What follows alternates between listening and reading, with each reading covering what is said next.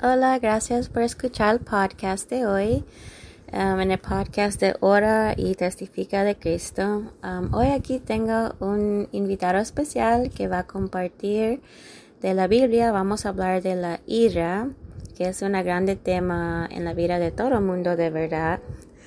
Y cuando hablamos de la ira, dice que la ira es conocida como uno de los pecados capitales, pero que la convierte en una transgresión tan peligrosa. Vamos a explorar el significado de la ira para comprender mejor por qué es condenada por las enseñanzas del cristianismo.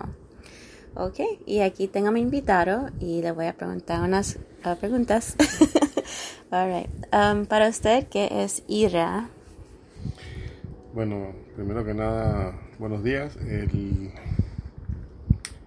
significado de ira, según lo que dice, es un sentimiento de enfado muy grande y violento. La ira se refiere a un estado emocional caracterizado por sentimientos de enfado de intensidad variable, o sea que pueden ser muy altos o muy bajos dependiendo de la persona. Ahora tú dijiste un punto de que la ira es caracterizada como uno de los pecados capitales. Eso es según la versión católica. En la versión católica se habla de los 7 pecados capitales y en ello está la ira. La ira no es un pecado. La ira es un estado de ánimo. ¿Por qué? Porque si la ira fuera un pecado, en la Biblia no dijera que Dios se puede airar, porque Dios no puede pecar. Y si Dios no puede pecar, no debe sentir ira. Pero se habla también en la Biblia acerca de la ira de Dios. ¿Ya? Entonces son dos cosas distintas.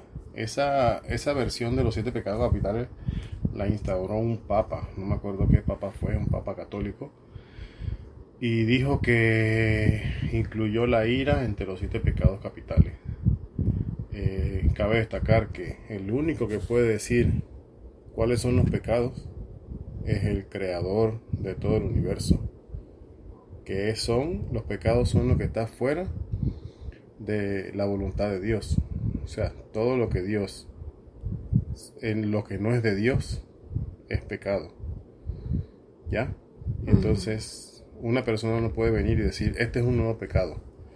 Como también hizo el Papa Francisco, que dijo que había un nuevo pecado ahora que él incluyó en los pecados capitales. No me acuerdo cuál es, pero los pecados, quien dice los parámetros de qué es pecado y qué no es pecado, es Dios. No hay hombre que pueda decir lo contrario. Ahora, con respecto a lo de la ira, mi convicción personal es que no es un pecado, porque ya te dije, Dios no puede pecar y Dios siente ira. Y si Dios siente ira, eso no puede ser un pecado. Entonces, en la Biblia se habla claramente de que uno se puede airar, uno se aira como ser humano, pero el problema es no pecar. Y la Biblia habla claramente en Efesios 4:26, airaos pero no pequéis, no se ponga el sol sobre vuestro enojo. O sea, ahí divide las cosas en airaos, o sea que te puedes airar, pero no peques, o sea que no es un pecado. Y ahí lo dice claramente en Efesios 4:26. Y en tu opinión, si una gente cree que la ira es un pecado, pero no es un pecado, entonces, ¿qué es la ira de Dios exactamente?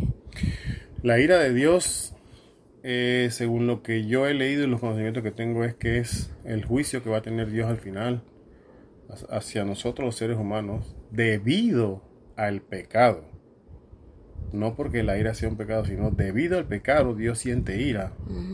Porque todo lo que es pecado va en contra de lo que Dios dice, de lo que Dios manda, de lo que Dios establece.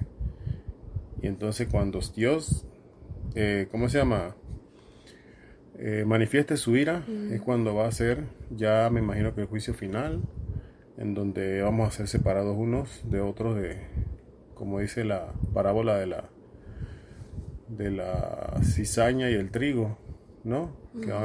Que primero van a cortar la cizaña para tirarla al fuego y después van a cosechar el trigo. Hay un versículo importante en los Salmos, hay 2 versículos, perdón, en lo que se habla de lo que es el Señor con respecto a la ira. En el Salmo 145:8 y Salmo 103:8 habla lo mismo. Dice: misericordioso Jehová, lento para la ira y grande en misericordia. O sea que Dios se va a irar, pero es lento para la ira. ¿Por qué? Porque Él nos ama tanto que no quiere que nosotros nos perdamos. Pero el ser humano toma su propia decisión y escoge el camino que quiere, ¿no? Sí, y si Dios se puede sentir ira porque tú crees que los católicos sienten como que es un pecado. Ya te digo, el que lo instaló fue un papa. Tendría que investigar qué papa fue el que dijo los 7 pecados capitales. Hay una película muy famosa también en Hollywood que se llama Seven, en donde un tipo asesina y tortura a personas que cometen los 7 pecados capitales y los relaciona uno con otro. O sea, y como vuelvo y repito, un hombre no te puede decir qué es pecado y qué no es pecado. No tiene esa autoridad. El hombre no tiene esa autoridad de decir que es pecado. Ya cuando el hombre dice eso, ya se está convirtiendo en un Dios. Ya quiere ser un Dios. Y ese es el problema con los hermanos para mi concepto. El problema con los hermanos, no con los católicos, sino con las personas a cargo de la Iglesia Católica, que han hecho las cosas humanamente y no basándose literalmente en lo que dice las escrituras de la Biblia. Sí, es verdad, como interpretaciones así como raras y cosas. Yo te voy a leer algo de la ira de Dios y quiero ver qué son tus pensamientos. Dice: Dios es santo, se distancia total y completamente del pecado, el mal, la corrupción y la suciedad y la culpa resultantes. Mantiene su pureza y rechaza, lucha contra y destruye lo que ofendería, atacaría o anularía su santidad y amor. Por lo tanto, la ira de Dios siempre debe verse en relación con el mantenimiento y la defensa de sus atributos de amor y santidad, así como su rectitud y justicia. La emoción o pasión que mueve a Dios a este mantenimiento y defensa se expresa mediante los términos disgusto, indignación, ira. Una consecuencia de su ira es la venganza, el castigo y la muerte.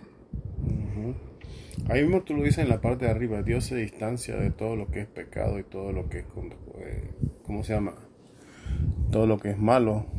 Y Él en su grandeza, en su benignidad, por decirlo así, Él no creó el mal.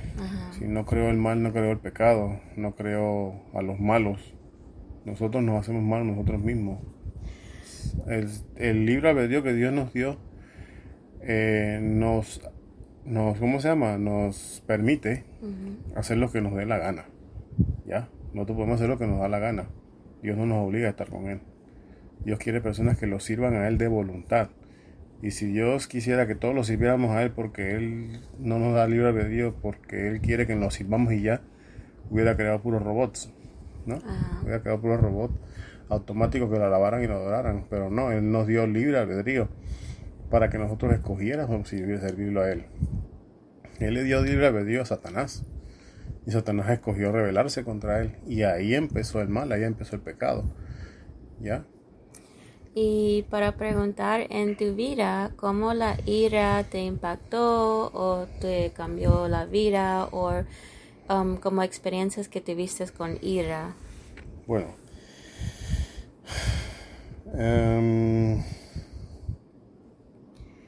Dice el versículo en Santiago 1:20 que porque en la ira del hombre no obra justicia de Dios. O sea que uno por la ira, uno es capaz de cometer cualquier cosa. Y la ira lleva a homicidios, lleva a venganzas. Que la Biblia también habla de que dice que la venganza es mía, dice el Señor, no de nosotros. Y Dios lo dice porque la venganza trae más venganza. Si yo me vengo de una persona que le hizo daño a un familiar mío y me vengo contra esa persona, el familiar de esa persona va a venir contra mí también y eso nunca va a parar. Por eso Dios dice que la venganza es mía, dice el Señor, ¿no? Jesucristo lo dijo. Y en mi vida ha tenido mucha influencia porque yo realmente reconozco, yo soy muy iracundo. Siempre he sido muy temperamental y cuando me hacían una cosa yo quería hacer como de una vez actuar, pero la gracia de Dios me ha tenido como guardado de hacer ciertas cosas que no debía hacer. Inclusive cuando uno estaba joven, que uno tenía un conflicto con una persona y uno peleaba a los puños. Cuando tú peleabas a los puños, tú no querías parar de golpear a la persona, tú querías hacer el mayor daño posible, ¿ya? Pero siempre Dios pone a alguien que te separa y a tiempo y ahí queda el problema. Porque actuaste con ira, pecaste, te airaste y pecaste. Entonces ahí es el problema. Mira lo que uno es capaz de hacer, inclusive uno es capaz de matar a otra persona por la ira. ¿Ya? Y cuando uno siente ira, ¿qué pasos deben tomar para que no se pongan las cosas fuera de control? Como, ¿qué deben hacer? ¿Qué deben pensar? ¿En qué punto tienen que parar sus pensamientos? ¿O qué hacen? ¿Qué hacen para controlar la ira para que no sea pecado? En Proverbios 15:1 dice, la blanda respuesta quita la ira, mas la palabra áspera hace subir el furor. Si una persona viene contra ti airado, claro que te vas a airar, te vas a molestar. Pero lo mejor que tú puedes hacer es hablarle, bajar tu tono de voz y hablarle y bueno, como dice Dios, no poner la otra mejilla, aunque es difícil. Difícil que uno como persona te meta en una bofetada y tú, bueno, dame otra pues. Perdón, dame otra. Y te dan otra y después ponerla. Ese es algo como que bueno, que Jesucristo, si lo dijo Jesucristo, y a él lo escupieron y le golpearon y todas esas cosas, ¿no? Es fuerte, sí. Pero es la mejor manera de actuar, porque si uno sigue la ira y levantando la ira, unos contra otros nunca se va a parar. Y por eso el mundo está como está, porque por la ira. Está bien, aírate, pero no peques. Ahí está el problema. Y como tú, ya como adulto, y que ya no estás como en tu juventud como un niño, ya tienes más sabiduría y tienes más experiencia, ¿cómo tú en tu vida controlas ira en las situaciones como que te molestan o gentes que te molestan o te hacen daño? ¿Qué tú haces como una persona? El último acto de ira que pequé por ira fue contra un compañero de trabajo que, bueno, es de nacionalidad cercana, ¿no? No voy a decir qué nacionalidad es. Y ellos son muy mal hablados, de muchas palabras sucias y de mucha ofensa y de que sienten que a todo el mundo pueden estar pisoteando. Y estábamos trabajando y ellos tenían la costumbre de tratarme con palabras malas y ofenderme y decirme cosas como agresivos contra mí, pues. Y al principio me echaba a reír porque estaba aprendiendo el trabajo. Pero después poco a poco me fui, como ya iba aprendiendo, ya me fue como molestando esa situación de que de la nada comienzan a decirte que eres palabras fuertes, que eres un tonto, que no sabes nada, que no sirves para nada. Y siempre te caían entre los dos y te comenzaban a ofender, a mí pues. Y en una ocasión, con el que tuve el problema, tuvo una discusión con el otro. Y como siempre ellos están en esa cosa de dos se ponen de acuerdo para burlarse de uno, yo caí en lo mismo y comencé a molestarlo cuando él estaba discutiendo con el otro. Y cuando yo me fui, él vino contra mí a decirme que la próxima vez que yo esté discutiendo con fulano, tú no te metas, que eso no es contigo, de forma agresiva pues. Al principio yo actué tratando de ser cristiano. Al principio estoy tratando de ser cristiano y le dije que no, tranquilo, ese era un vacilón, mira que, perdón, discúlpame, no, eso era un vacilón, pues no era para que te pusieras así. Y él siguió y siguió, pero a medida que me fui yo tratando de apaciguar la cosa, él se puso como más violento.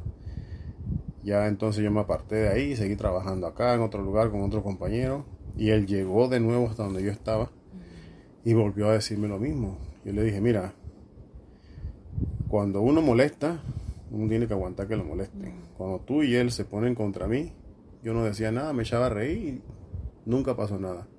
Ahora que es contra ti, si te pones alterado, si te pones bravo, entonces vamos a hacer una cosa. No me digas más nada tú a mí y yo no te digo más nada ahí y cortamos las cosas. Se la dije así primero al principio.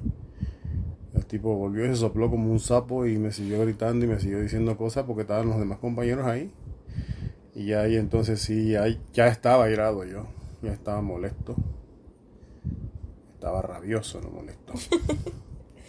Y por mi naturaleza, no por mi naturaleza, por mi forma de ser agresivo y de creer que uno a veces es más malo o más fuerte que los demás, actué y ya entonces le hablé con malas palabras también yo y le grité y le dije que no me dijera más nada porque si no le iba a actuar con los puños porque pero no así como lo estoy diciendo bonito.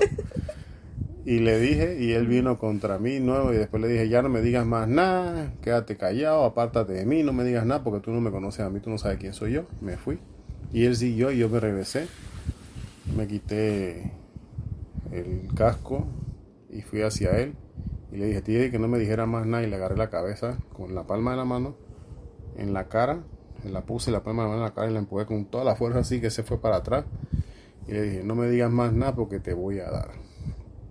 Y a mí no me importa que tú seas de aquí, que tengas amigos aquí, a mí no me importa porque te voy a dar. Ya ahí yo pequé, porque yo soy el cristiano, porque yo conozco lo que es la palabra.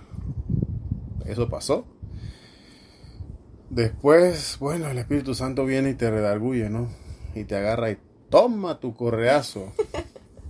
Y yo me sentí mal, ya me sentía mal porque no debía actuar así, pues, y todo lo demás. Y cuando uno es cristiano, a veces se pone, no es que uno sea menos hombre ni nada, sino que uno se pone como más, ya el Espíritu Santo ¿cómo se llama? Te habla, pues, y tú tienes que aprender a escucharlo. Y me sentí mal, después yo fui a Andrés cuando nos íbamos y le dije, hey, discúlpame, loco, no quiero que tengamos un problema por esa cosa. Y me sentí muy mal y le pedí disculpas, pues, y él me dijo, no, tranquilo, no te agüites, tú eres mi friend, me dijo así. Y yo me vine para la casa, pero yo me sentía tan mal, y mi esposa lo puede corroborar, que yo llegué aquí y ella, ¿qué pasó? Yo le expliqué lo que pasó y se me salieron las lágrimas, pues, y me dio dolor porque no era porque le fallé ni le hice nada a él, sino porque le fallé fue a Dios. Y me arrodillé y lloré con mi esposa ahí y le pedí perdón al Señor porque actué con ira. Con ira. No, actué por la ira y pequé. Dice, en la Biblia también habla de uno de que el que tarda en airarse es grande de entendimiento, mas el que es impaciente de espíritu enaltece la necedad. Eso lo dice en Proverbios 14:29. Otro proverbio, aquí yo lo tenía, espérate, déjame buscarlo. Sí, hay muchos proverbios tan buenos que tienen que ver con la ira, muy importantes también. Y definitivamente como impactantes, que si los lees, si los estudias, te pueden como afectar la vida. Aquí está el proverbio que me hizo a mí. Mira cómo yo fallé. Dice, la cordura del hombre detiene su furor y su honra es pasar por alto la ofensa. Yo no hice nada de eso. El necio da rienda suelta a toda su ira, mas el sabio al fin la sosiega. Y yo no hice nada de eso. Ya, no hice nada de lo que dice la Biblia, porque yo actué bajo la ira y pequé. Eso también es muy importante. El primero que leímos, lo de que airado pero no pequé y no se ponga el sol sobre vuestro enojo, para las parejas, ¿no? Porque a veces como uno, como marido y mujer, tienen sus discusiones, porque todos vamos a tener discusiones, todos vamos a tener, ¿cómo se dice?, desacuerdos. Y ahí va a haber discusiones en la pareja. Somos dos personas totalmente distintas, uno es hombre, otro es mujer. Y somos diferentes en todo, ¿ya? Y vamos a tener desacuerdos. Nos vamos a disgustar, vamos a discutir, podemos alzar la voz. Pero lo importante es que cuando llegue la noche hay que reconciliarse. Porque si uno se acuesta con esa ira, al día siguiente va a seguir y va a seguir. Y va a comenzar ya a no comprenderse y todo lo demás, ¿no? Y hay que también aprender a pedir disculpas, pedir perdón. Si cometiste el error, discúlpame. Y si no lo cometiste y te vienen a pedir disculpas, disculpa también. ¿Ya?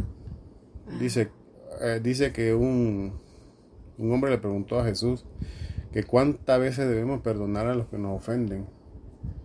Y dijo de que hasta 7 veces. Y el Señor le preguntó, no, hasta 70 veces 7. Sí. O sea, no que era 7 por 7, 49, 449 veces, no, sino Muchas que matemáticas. hasta siempre que te pidan disculpas tú tienes que perdonar. Así que creo que ahí se dijo todo. Si tienes alguna otra pregunta, ¿no? Si tú te enfrentas en otra situación que te causa ira, ¿qué pasos vas a tomar esta vez para no reaccionar como la última vez, o como reaccionar de una manera que es más especial como en los ojos de Jesús? Bueno, por esa experiencia sé que uno se siente muy mal después que uno termina, cuando uno conoce a Cristo. Cuando uno no conoce a Cristo, a uno no le importan las consecuencias. Entonces, lo mejor que uno puede hacer es orar. No, he vuelto a tener desaveniencia con los compañeros de trabajo. Y la misma forma de actuar como ellos actúan, siguen actuando. Pero ya yo, Señor, por favor que se calle la boca, ¿no? Sino que yo tenga más paciencia, ¿no? Y la paciencia es una virtud. Y uno tiene que aprender a tener paciencia y orar primero que nada y pedirle al Señor que te ayude, porque somos humanos y vamos a pecar. Ya, y vamos a pecar. Pero hay un dicho mundano que dice: al cielo orando y con el mazo dando. O sea que ora al cielo y pon de tu parte, y el Señor te va a ayudar. Y yo pienso que cuando venga momentos así, uno lo que tiene que hacer es como respirar profundo y: Señor, ayúdame, porque yo no puedo. Había un predicador que se llama, no quiero decir el nombre, él era medio comediante, y él decía que: Señor, dame paciencia, porque si me das una ametralladora lo mato. Así es que tampoco le pido paciencia, Señor, dame paciencia, porque la paciencia trae como prueba. Porque sí, ¿de qué vale pedirle paciencia al Señor si el Señor no te va a dar la paciencia, te va a dar la oportunidad de que seas paciente? Sí. Y así que mejor yo: Señor, cálmame, o que se calle la boca, o déjalo pasar por alto, o ayúdame para que no cometa un error. Y así un poquito más resultado. Qué bueno. Y bueno, lo principal es orar, pedirle al Señor, porque uno solo con su propia fuerza no puede, porque somos de carne, lastimosamente, y la carne le gusta el mal, le gusta el pecado. Y siempre buscamos. Sí. Y tener como dar más, como poner atención al Espíritu Santo que habla, porque eso se puede como ahogar en el mar de otras voces, cosas así. Y sí. Ese es un punto muy importante, porque lo de la voz del Espíritu Santo siempre nos habla, pero no siempre estamos dispuestos a escucharla. Hay veces que el Espíritu Santo te dice las cosas y uno no lo quiere escuchar, como aléjate de ese momento, o cállate la boca, no digas nada, pero uno no lo quiere escuchar. Y entre más uno aprenda a discernir esa voz del Espíritu Santo, más claro lo vas a escuchar. No como una voz de que ¡hey, no hagas eso! No.